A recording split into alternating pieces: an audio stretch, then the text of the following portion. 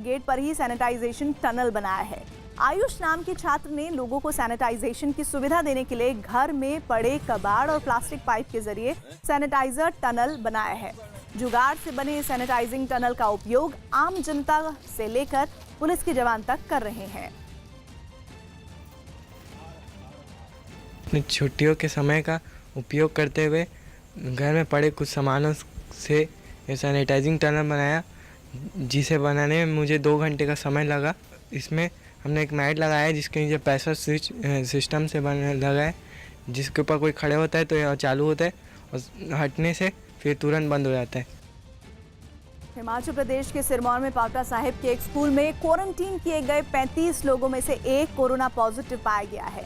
Corona का ये मरीज तबलीगी जमात में शामिल होकर लौटा था और एक मस्जिद में रह रहा था, जिसकी पहचान कर पुलिस ने उसके साथ 34 और लोगों को भी क्वारंटीन किया है, जिसमें से अब एक मरीज के कोरोना की पुष्टि हो गई है। कोरोना के मरीज को आइसोलेशन में भेज दिया गया है।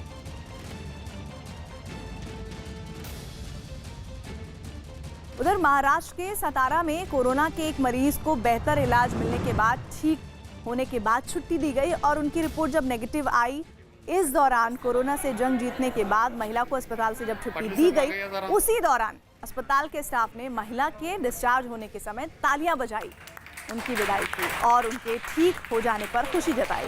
महिला को एम्बुलेंस से उनके घर पहुंचाया गया। तो ये तस्वीरें आज की तारीख की सबसे ज़्यादा बेहतर तस्वीर इसलिए कही जा रही है जहां लोगों में दहशत है कोरोना वायरस को लेकर। वहीं कुछ वॉरियर्स जो हैं वो इलाज कर रहे हैं और कुछ वॉरियर्स हैं वो इस संक्रमण से लड़कर जंग जीत कर बाहर आ रहे हैं। उन्हीं में से एक ये महिला महाराष्ट्र की सतारा से, जिन्हें जब बाहर छुट्टी दी गई अस्पताल से तो कैसे अस्पताल के स्टाफ के लोगों ने तालियों से उनकी विदाई की और फिर एम्बुलेंस के जरिए उन्हें घर भेजा गया।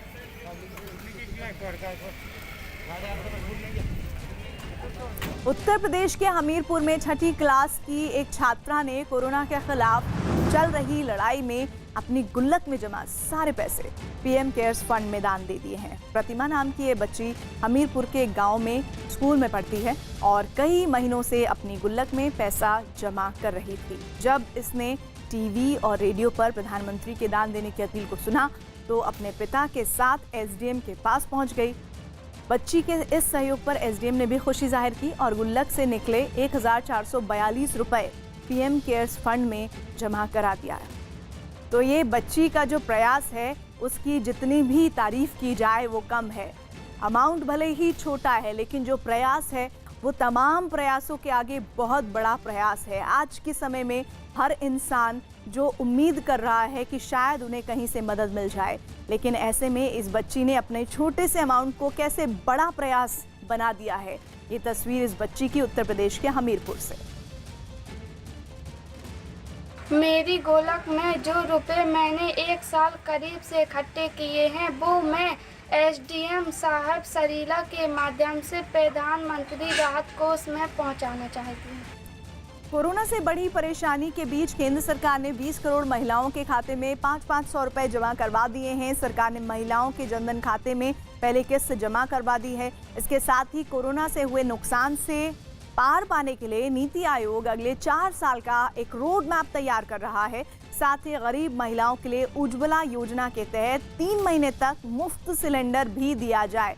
तो केंद्र सरकार लगातार ये प्रयास कर रही है कि किसी तरह से गरीब तबके को कोई दिक्कत परेशानी ना हो, भले ही वो दूर दराज के ही इलाके क्यों ना हो।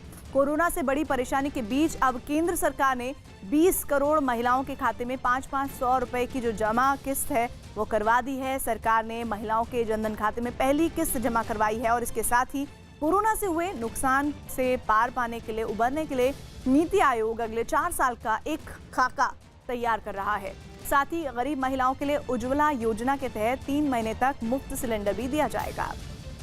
अगली खबर मुंबई से है, जहां इलाकों को लॉकडाउन में सील किया गया है। वहां पर लोगों को नकद रुपयों की किल्लत से बचाने के लिए मोबाइल एटीएम लाए गए हैं। कांदीवली चारकोप के जिस इलाके को पुलिस ने सील किया है वहां बीएमसी के कहने पर एक बैंक ने मोबाइल एटीएम लगाया और इलाके के लोग इसका फायदा उठा रहे हैं। इस मोबाइल एटीएम में ड्राइवर के साथ एक कर्मचारी भी है जो मशीन के सैनिटाइजेशन के लिए इसे लगातार खुला नहीं छोड़ता है।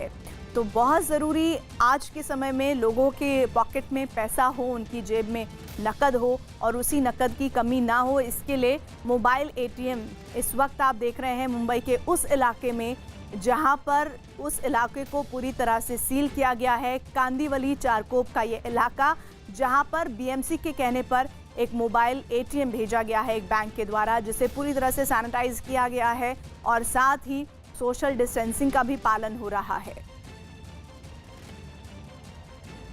कोरोना की वजह से लॉकडाउन के बीच कोलकाता में आरपीएफ के जवान बेघर लोगों को खाना खिला रहे हैं। आरपीएफ के जवान अपने पास से पैसा इकट्ठा कर खुद ही सामान लाते हैं और अपने हाथों से ही खाना पकाकर बेघर लोगों को खिलाते हैं। खाना बांटने के दौरान आरपीएफ के जवान सोशल डिस्टेंसिंग का भी पूरा ख्याल रखते हैं। पूरे पश्चिम बंगाल में कई जगहों पर आरपीएफ के जवान खुद खाना पकाकर बेघर लोगों में बांट रहे हैं।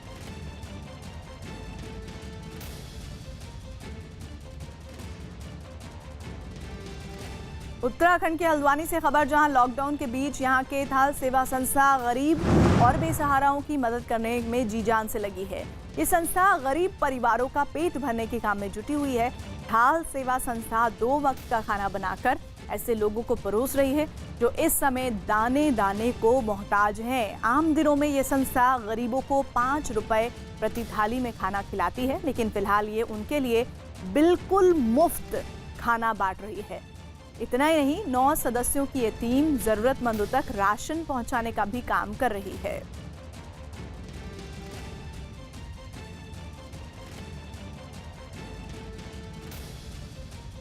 हम लोगों ने ये सेवाएं प्रशासन और शासन के कहने पे चालू करी थी। जब से ये लॉकडाउन हुआ है तब से हम लोगों ने यहाँ पैकिंग सिस्टम बना दिया है।